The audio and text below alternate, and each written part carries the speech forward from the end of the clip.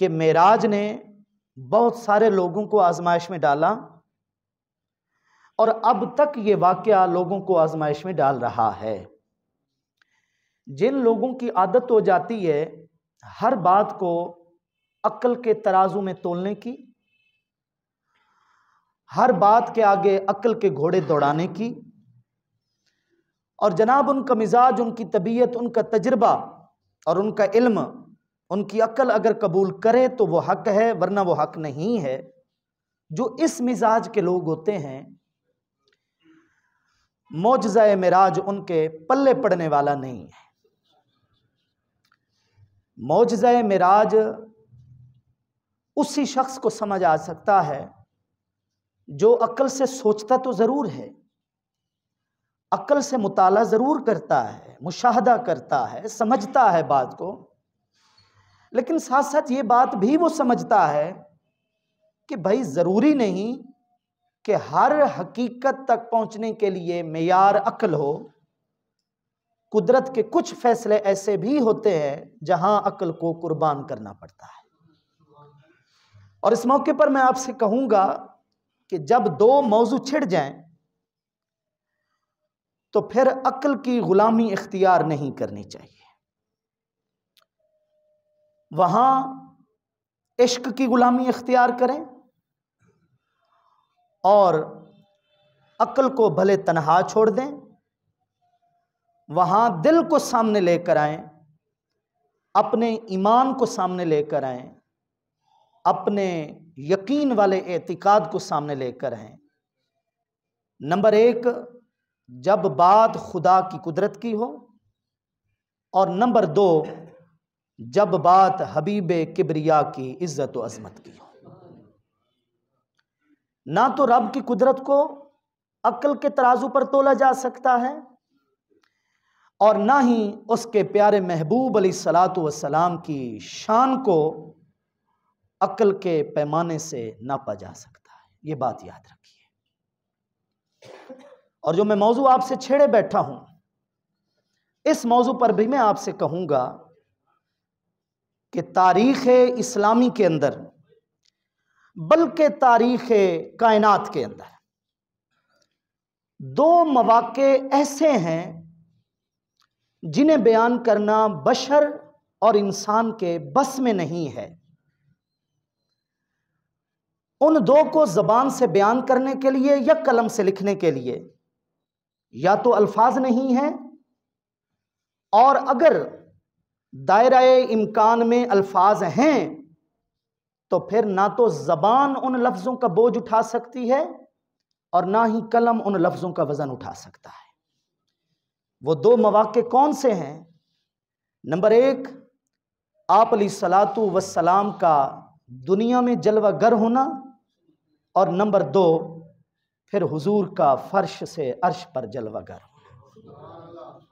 गालिब जैसा शायर जो हर शायर पर गालिब है, गालिब जैसा शायर जो हर शायर पर गालिब है, वो कहता है कि हर कस बकद्र खेश बजाए रसीदास्त, आजा के जाए ने तू आजा रसीदई। हर कोई अपने मर्तबे के मुताबिक एक जगह तक पहुंचा, और जिस जगह का भी नामो निशान नहीं है, तू उस जगह पर पहुंचा। हर शख्स, हर साहिब मकाम, हर साहिब मर्तबा एक मखसूस मकाम तक पहुंचा। उसका है एक रुतबा, एक मकाम है। और जहां कोई मकाम ही नहीं है, जहां कोई जगह ही नहीं है, जहां कोई जगह बयान ही नहीं कर सकता, ऐ मेरे महबूब तू वहां पर पहुंचा।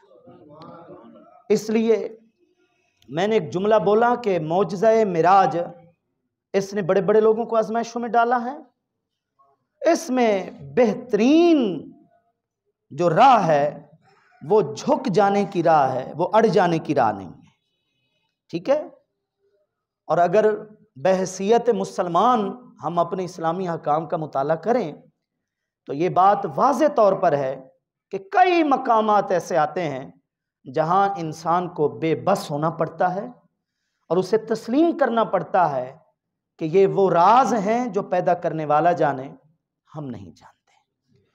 जब रब ने हमारी इस कमज़ोरी को, हमारे नक्स को, हमारी बेबसी को, हमारी इल्मी जमा पूंजी को बयान फरमा दिया कि वमा ऊती तुम मिनल इल्मी इल्ला कलीला, जितना भी तुम्हारे पास इल्म आ जाए है थोड़ा, जितना भी तुम्हारे पास इल्म आ जाए है थोड़ा। और जब फरमा दिया उसने कि वल्लाहु यालमु व अंतुम ला तालमून, कि हकीकतें मैं जानता हूं तुम नहीं जानते। बहुत सारी बातें होती हैं तुम अपने हक में बेहतर समझ रहे होते हो, वो तुम्हारे हक में बेहतर नहीं होती। बहुत सारी बातें होती हैं तुम अपने हक में बुरा समझ रहे होते हो, वो तुम्हारे हक में बेहतर होती हैं। अन तकरहु शय्यम व खैरुल लकुम, अन तुहिब्बू शय्यम व शर्रुल लकुम। ये है हमारी हकीकत।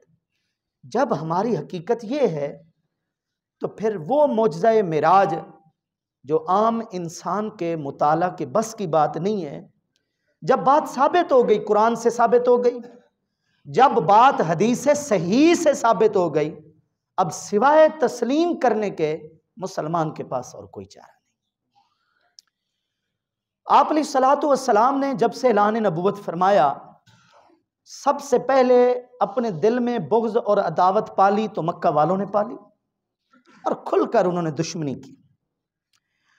और 13 साल जो मक्की दौर था, इसके अंदर अगर ख़ानदान वालों में से, करीबी रिश्तेदारों में से ऐलान नबूवत के बाद साथ दिया है तो आपके मुने सो गमखार मुशफ़िक़ व मेहरबान चचा जनाब अबू तालिब ने साथ दिया है, या फिर आपकी शरीके हयात और ख़वातीन में सबसे पहले इस्लाम कबूल करने वाली खातून हज़रत खदीजा रदी अल्लाह ताला अन्हा ने दिया है।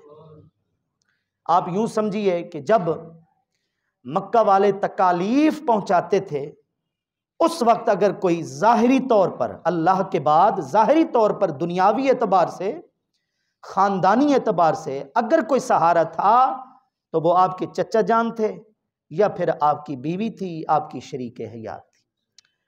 लेकिन आप अलैहिस्सलातु वस्सलाम कि जब उम्र मुबारक 50 बरस की थी तकरीबन, रिवायतें तो और भी हैं, जब आप अलैहिस्सलाम को ऐलान नबूवत फरमाए हुए तकरीबन 10 साल गुजर चुके थे, उस वक्त पहले जनाब अबू तालिब का विसाल हुआ और थोड़े ही अरसे के बाद हज़रत खदीजा का विसाल हो गया। ये जो एक ज़ाहिरी सहारा था, इसमें भी फिराक आ गया, इसमें भी जुदाई आ गई और गम बढ़ गया। इसलिए इस साल को आमुल हुज़्न करार दिया गया। आमुल हुज़्न का मतलब है गम वाला साल, दुख वाला साल, कि जिसमें पै दर पै यके बाद दीगरे लगातार पहले जनाब अबू तालिब गए और फिर हज़रत खदीजा भी पर्दा फरमा गई और उधर मक्का वालों की हालत। और फिर आप अलैहिस्सलातु वस्सलाम एक बहुत बड़ी उम्मीद लेकर ताइफ के अंदर पहुँचे, वहाँ अपनी दीन की दावत दी, तबलीग फरमाई। लेकिन सफ़र ताइफ वालों का बुरा रवैया और उनका पत्थर मारना, कंकर मारना, ये वाक़या बड़ा दर्दनाक है, जिसे आप अलैहिस्सलाम भी ज़िंदगी में कभी भी नहीं भूले। हम कैसे भूल सकते हैं? बड़ा तकलीफ़ दे वाक़या है। उन्होंने भी आप अलैहिस्सलातु वस्सलाम की कदर ना की। इस तरह ज़ाहिरी तौर पर एक गम और दुख वाली अजीब सी कैफियत थी जो आप अलैहिस्सलातु वस्सलाम के दिल के अंदर थी। और सबसे बढ़कर तसल्ली देने वाली अगर कोई ज़ात थी तो वो सिर्फ़ और सिर्फ अल्लाह रब्बुल इज़्ज़त की ज़ात थी। अल्लाह पाक ने अपने प्यारे महबूब अलैहिस्सलातु वस्सलाम के दिल के बोझ को हल्का करने के लिए और दुख और गम की इस घड़ी में तसल्ली देने के लिए अल्लाह पाक ने एक ऐसे इकराम से नवाजा, एक ऐसी नेमत से नवाजा, एक ऐसे इनाम से नवाजा और एक ऐसे बाबरकत सैरो सेहत वाले सफ़र से नवाजा कि जिस जैसा कोई और सफ़र नहीं हो सकता, जिस जैसा कोई इनाम नहीं हो सकता। उसकी वजह यह है कि मखलूक जब खालिक के करीब हो जाए और बंदा जब अपने माबूद के करीब हो जाए, इससे बड़ा कोई इनाम नहीं है, इससे बड़ी कोई नेमत नहीं है कि अब्द अपने माबूद तक पहुंच जाए, अल्लाह रब्बुल इज़्ज़त ने ज़ाहिरी तौर पर भी अपने महबूब को मेराज करा के कुर्ब की इंतहाओं तक पहुंचा दिया। इस मौके के ऊपर मेराज का फैसला हुआ और मौजज़े मेराज पेश आया। मौजज़े का मतलब क्या है? खारिक लिल आदा।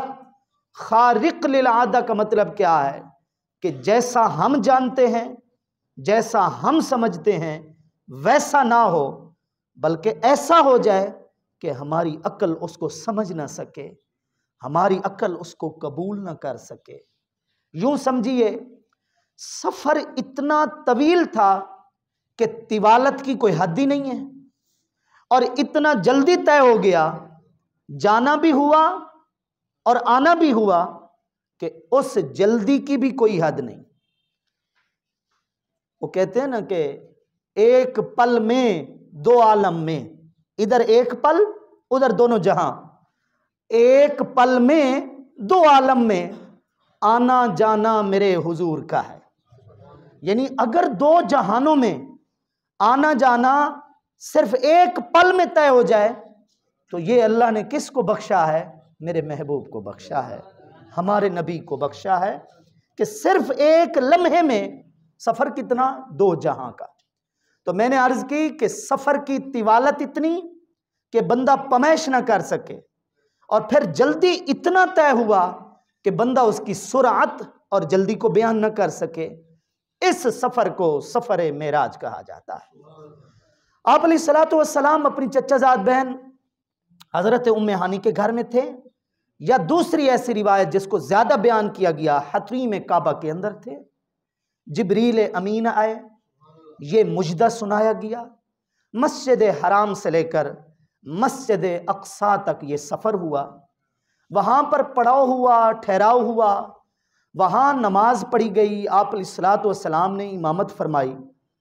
जो अंबियाए किराम अलैहिमुस्सलाम पहले आ चुके थे, आप अलैहिस्सलातु वस्सलाम सबके इमाम बने, ताकि पता चल जाए कि भले आने में वो पहले थे, लेकिन मर्तबे में अगर कोई पहले हैं तो वो आमना के लाल है, वो मदीने वाले हैं। इसलिए इमामत आप अलैहिस्सलातु वस्सलाम ने कराई और इक्तिदा तमाम अंबियाए किराम अलैहिमुस्सलाम ने की। सब अंबियाए किराम अलैहिमुस्सलाम से यहाँ पर भी मुलाकात हुई। ये सफ़र मस्जिद हराम से लेकर मस्जिद अक्सा तक का जो है, इससे कुरान मजीद ने भी बयान किया। कुरान मजीद की 17 नंबर सूरत, जहाँ से 15वां पारा शुरू हो रहा है, इसका एक नाम तो सूरह बनी इसराइल है, लेकिन इस सूरत का दूसरा नाम सूरतुल इसरा है, इसी सफ़र मेराज की वजह से। और फिर मस्जिद अक्सा से लेकर सिदरतुल मुंतहा तक, और सिदरतुल मुंतहा से लेकर अर्श, अर्श से आगे कितना, ये मैं कह चुका हूँ कि बंदे के बस की बात नहीं है। इस सफ़र का बयान 27वें पारे में जो दूसरी सूरत शुरू होती है, सूरतुन नज्म, उसके अंदर इसका बयान मौजूद है। 53 नंबर सूरत सूरतुन नज्म, मस्जिद अक्सा से जो आगे का सफ़र है उसका बयान मौजूद है। जिब्रील अमीन की भी एक मकाम के ऊपर हद हो गई, उन्होंने भी आगे जाने से माजरत कर ली।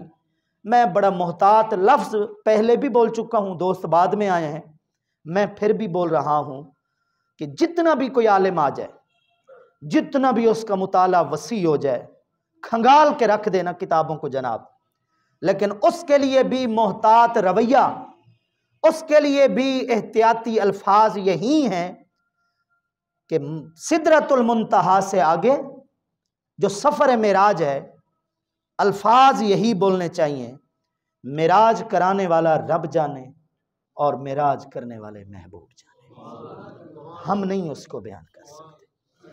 और इस तरफ मैं आपको पहले मुतवज्जे कर चुका हूं, वो साइंस जिसकी बुनियाद हमारे मुसलमानों ने रखी, ये अलग बदनसीबी और हमारी बदकिस्मती कि हम अपने मुसलमानों का जो विरसा था उसका तहफ़्फ़ुज़ ना कर सके। इकबाल ने कहा था, वो इल्म के मोती किताबें अपने आबा की, जो देखें उनको यूरोप में तो दिल होता है सी पारा। कि इल्म के वो मोती और वो हमारे आबा अजदाद की किताबें जब मैंने उनको यूरोप में जाकर देखा तो मेरा दिल बड़ा ज़ख्मी हुआ, मेरा दिल बड़ा गमगीन हुआ कि हमारे आबा और अजदाद ने जिन उलूम की बुनियाद रखी थी उनके वली और वारिस कोई और बन बैठे और हम मुसलमान उनके वली वारिस ना बन सके। हमारे लोग फ़ख्र से कहते हैं कि जनाब ऑपरेट की बुनियाद हमारे मुसलमानों ने रखी, दूरबीन को ईजाद हमारे मुसलमानों ने किया, कैमरे की ईजाद हमारे मुसलमानों ने की। लेकिन मैं कहता रहता हूँ कि जब हम ये बात बयान करते हैं फ़ख्र कम होता है, नदामत ज़्यादा होती है। क्या कह रहा हूँ जनाब? फ़ख्र कम होता है, नदामत ज़्यादा होती है। अरे मेरा भाई, जिसकी बुनियाद, जिसके एरे, जिसकी पहली ईंट मुसलमानों ने रख दी थी, हम उस इमारत को बचा क्यों ना सके? हम उस इमारत की निगहबानी क्यों ना कर सके? हम उस इमारत की बुनियादों को उठा क्यों ना सके? बहरहाल ये अलग रोना है, लेकिन मैं ये अर्ज कर रहा हूं, जिस साइंस की बुनियाद हम मुसलमानों ने रखी थी, आज उसी साइंस के जरिए मुसलमानों के जो मुत्तफक अलैह फैसले हैं और इस्लामी मुस्तनद तारीखी वाक़यात हैं और हमारे नबी अकरम अलैहिस्सलातु वस्सलाम के मौजज़ात हैं, उसी साइंस को बुनियाद बनाकर हमें उसमें गलत फहमी डाली दी जा रही है, उनको मुश्तबह किया जा रहा है, उनके अंदर बड़े शुकूक व शुबहात डाले जा रहे हैं। मैं बाहर के बच्चों की बातें नहीं कर रहा, मैं अपने कादरपुरां के जवान बच्चों की बातें कर रहा हूँ। मैं जब उनकी वाल के ऊपर उनकी तहरीरें पढ़ता हूँ ना सोशल मीडिया के ऊपर, कॉलेज यूनिवर्सिटियों से वो बज़ाहिर वाबस्ता हैं, मैं आपको सच कह रहा हूँ। मैंने पिछले जुमे भी एक बात की थी, ज़लज़ले की मद में ज़लज़ले पर बयान किया था, तो मैंने एक बात की थी कि हमारी आदत हो गई है, हमें अपने इस्लाम का चूँकि मुताला नहीं है, हम दूसरों की बात से बड़ा जल्दी मुतासर हो जाते हैं। तो आज मैं फिर वही बात दोहरा रहा हूँ कि हमारी अपनी मजहबी तहकीक तो चूँकि हमारे पास होती नहीं है, इधर से हमारा बर्तन खाली होता है, हम दूसरों से बड़े जल्दी मुतासर हो जाते हैं।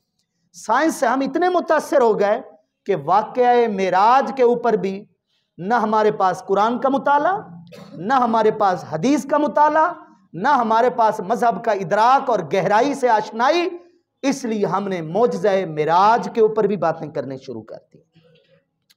पहले कह दिया कि यह वो मौजज़ा है जो आम इंसान की अकल में पड़ने वाला नहीं है। एक मेरी बात याद रखिए, किसी भी चीज़ का ना जायज़ा लेने के लिए अपनी अपनी नज़र होती है, अपनी अपनी अकल की रसाई होती है। एक बिल्कुल न्यू आला वैरायटी का जनाब कोई शीशे का गिलास, उसको अच्छे तरीके से जनाब लेमन मैक्स से धो लिया जाए, मजीद भी कोई कमी ना रह जाए, और फिर मिनरल वाटर बिल्कुल नेस्ले वाला साफ शफाफ पानी उसके अंदर डाल दिया जाए, और मैं उसको अपने इस डाइस के ऊपर रख देता हूँ। आप कहेंगे उस्ताद जी इसकी शफाफियत में कोई फ़र्क, कोई कमी नहीं है, इतना साफ बर्तन और साफ फिर उसके अंदर पानी, बिल्कुल कोई कमी नहीं। लेकिन दूसरा शख्स है, उसकी नज़रों के ऊपर हम खुर्दबीन अगर चढ़ा देते हैं, और जब वो अपनी खुर्दबीन से आकर देखता है तो वो आपको कहेगा कि मुझे इसमें भी ज़र्रात नज़र आ रहे हैं, मुझे इसमें भी कुछ जरासीम नज़र आ रहे हैं। ऐसा है ये नहीं। जिसने खुर्दबीन के बगैर देखा वो भी सच्चा, क्योंकि उसको नहीं नज़र आ रहा, और जिसने खुर्दबीन के साथ देखा वो भी सच्चा, क्योंकि उससे नज़र आ रहा है। दोनों की अपनी अपनी राय है, या तो एक से खुर्दबीन हटा लें तब भी दोनों मुत्तफिक हो सकते हैं, या फिर दूसरे को भी खुर्दबीन लगा दें तब भी दोनों मुत्तफिक हो सकते हैं। अगर आप ऐसा नहीं करते और एक कहता है कि जरासीम है, दूसरा कहता है कि जरासीम नहीं है, मेरे ख्याल में हमारे पास कोई भी ऐसी सूरत नहीं है कि दोनों को मुत्तफिक कर सकें, एक को दूसरे की बात तस्लीम करनी पड़ेगी। ये मैंने मिसाल इसलिए दी है कि जब इंसान की अपनी रसाई ख़त्म हो जाए ना, और जितनी उसके अंदर वुसअत है वो सारी पूरी ख़त्म हो जाए, उसके बाद भी अगर हकीकत तक पहुंचने के लिए ज़रूरत पड़ती है तो फिर उसे आलम गैब कहा जाता है। क्या कहा जाता है? अलिफ लाम मीम ज़ालिकल किताबु ला रैब फ़ीह हुदल लिल मुत्तक़ीन अल्लज़ीना युमिनूना बिल गैब। हम मुसलमानों की पहली अव्वलीन पहचान ही यही है कि हम गैब के ऊपर ईमान रखने वाले हैं। हम ऐसे नहीं है कि हमें पहले दिखाओ, हमें जनाब कब्र का अंदरूनी मंजर पहले दिखाओ, हमें जनाब आलम बरज़ख का मुशाहिदा करवाओ, हमारे सामने पहले आलम आखिरत को लेकर आओ, हम तो फिर यकीन रखेंगे। ऐसा हमारे मुसलमानों के यहाँ नहीं है। ठीक है, कई सूरतें ऐसी हैं कि हमें वहां पर बिन देखे भी यकीन करना पड़ता है। ये बात याद रखिए, ये मैं बात बड़ी उम्र के लोगों से तो बिलउमूम कह रहा हूं, लेकिन नौजवानों से मैं बिलखुसूस ये बात कर रहा हूं। ये बात याद रखिए, हमारा इस्लाम जितना गौर व फिक्र की दावत देता है, इतना गौर व फिक्र की दावत की और मजहब नहीं देता।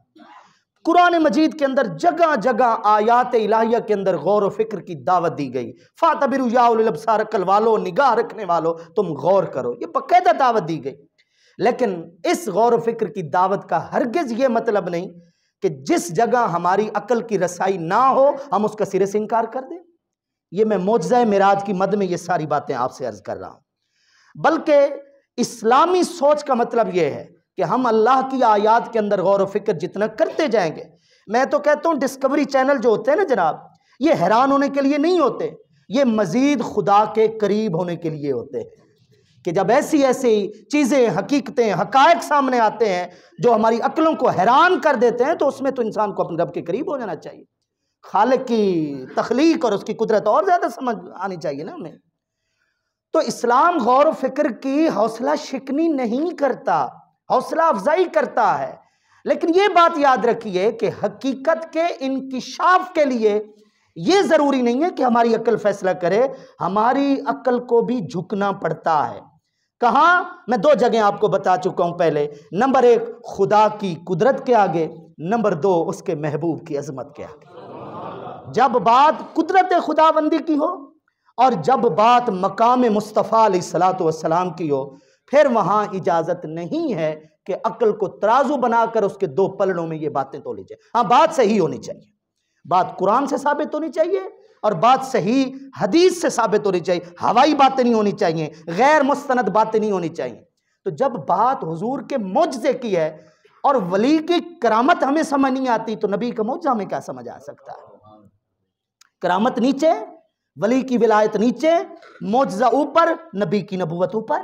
तो जब वली की करामत हमारी अक्ल उसका इदराक मेरा भाई नहीं कर सकती, तो नबी की जो नबूवत है और उसकी शान जो मुझे से जाहिर होती है, उसका भी इदराक हमारे बस की बात नहीं है।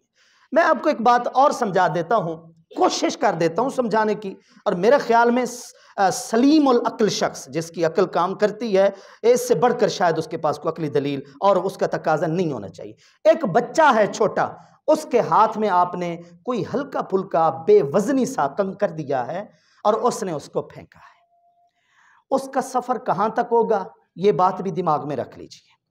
यही हल्का फुल्का बेवजनी सा कंकर आपने एक बड़े आदमी को दिया है, जवान आदमी को दिया है, जनाब पहलवान आदमी को दिया है, जिसके बाजुओं के अंदर बड़ी कुव्वत है। आप खुद फैसला कीजिए, जब वो उसको फेंकेगा तो उसका फासला कितना बढ़ जाएगा। इस बात को भी दिमाग में रख लीजिए। कोई जदीद आला, कोई बंदूक, कोई ऐसी चीज, राइफल, उसका निशाना, पिस्टल, कुछ भी है, आप उसके जरिए वो चीज अगर फेंकी जाए तो थोड़ा सा आप समझिए कि फासला मजीद बढ़ जाएगा। और फिर अगर बात तोप की तरफ चली जाए और बात मिंजीक की तरफ चली जाए तो फिर तो फासला न जाने कहां तक चला जाएगा, ये बात भी हम नहीं सोच सकते। और बातें जब फिर मिसाइल तक चली जाएं तो फिर तो फासले बढ़ते ही जाएंगे। लेकिन फिर भी हम समझते हैं कि कोई ना कोई हद जरूर होगी। वो बच्चे से लेकर वो मिसाइलों तक बात हम ले गए, अगरचे फासला बढ़ता गया लेकिन उसकी हद जरूर है। इसको कशिश सिकल का भी नाम दिया जाता है कि जनाब आपने कोई चीज फेंकी, जब तक उस चीज में आपके बाजू की ताकत थी वो महवे परवाज रही, और जैसे ही वो बाजू की कुव्वत खत्म हुई, जहां की चीज थी वहीं पे पहुंच गई, ढेला नीचे आ गया, गुब्बारे के अंदर ऑक्सीजन डाला वो ऊपर चला गया, गड़े के अंदर हवा होती है वो डूबता नहीं है, वो तैरते रहता है। ये कशिश सिकल जब हमने देखा कि चीज को देखा और फिर फेंकने वाले को देखा तो पता चला ये कशिश सिकल भी यहां आकर नाकाम हुई, बल्कि कुव्वत जैसे जैसे बढ़ती गई फासला तय होता गया। ऐसा है या नहीं है? बच्चे से लेकर मिसाइल तक, मिंजीक तक, तोप तक, कशिश शकल और काम ज्यादा करती गई जैसे जैसे चीज को हमने देखा और साथ साथ चीज फेंकने वाली ताकत को देखा। इस तसव्वुर को दिमाग में रख कर फैसला कीजिए, मौजज़ाए मिराज कराया है तो रब ने कराया है और किया है तो उसके महबूब ने किया है। मौजज़ा कराने वाले की ताकत को भी हम नाप नहीं सकते और मौजज़ाए मिराज जिसको हासिल हुआ है उस महबूब की ताकत को भी हम नाप नहीं सकते। तो मेरे ख्याल में यहाँ हमारी बस हो जानी चाहिए, इससे आगे गुंजाइश नहीं है अक्ली तौर पर इसमें कोई शक करने की या इसको मौजूए बहस बनाने की कि जब वो इन्नल्लाह अला कुल्ली शैइन कदीर ज़ात है और फिर महबूब का मकाम भी तमाम अंबिया में सबसे ज़्यादा है, तो बात ही ख़त्म हो गई। इसलिए ये मौजज़ा मिराज था जो अल्लाह ने अपने महबूब को बख्शा। लेकिन मैं यहाँ एक अर्ज़ करना चाहता हूँ, बात सिर्फ वाह वाह तक महदूद नहीं होनी चाहिए। मुझे इस नुक्ते से हमेशा से एतराज़ रहा है, हम अपनी पूरी जिम्मेदारियों से आगाह नहीं होते और हम समझते हैं कि किसी अच्छी बात को सुनकर अगर हमने सुबहान अल्लाह कह दिया है तो शायद हमने जिम्मेदारी पूरी कर दी है। आप ये बात याद रखिए, ये मिराज हुई है, ज़रूर हुई है, हमारा तो इस पर ईमान है। 30 से ज़्यादा सहाबा इकराम ने इन हदीसों को रिवायत किया है और सहाबा भी वो जो जलीलुल कद्र सहाबा हैं। लेकिन अगर हम किसी बहुत बड़े पॉइंट के ऊपर जाते हैं सैर व सियाहत के लिए, जहां जाकर हम दुनिया को भूल जाते हैं, वो नज़ारा इतना खूबसूरत होता है और बहुत कुछ भूल जाते हैं, वापसी आकर दोस्तों को बता रहे होते हैं कि बस यार याद नहीं रहा, माजरत, फिर कभी जाना हुआ तो आपके लिए वो चीज़ लेकर आऊँगा। दीदारे इलाहिया से बढ़कर कोई और मुकद्दस नज़ारा नहीं और मैं बेबस हूं कि मैं इस दीदार इलाहिया की मंजर कशी को बयान ही नहीं कर सकता, ना ही बशर के बस में है ये बात। लेकिन इतना कह सकता हूं कि इससे बढ़कर कायनात के अंदर कोई और हसीन मंजर पैदा नहीं हुआ। ये आम इंसान जीती जागती आंखों से दावा भी नहीं कर सकता कि मैंने रब को देखा है, उसका दावा भी बातिल है, वो अपने इस्लाम की खैर मना है।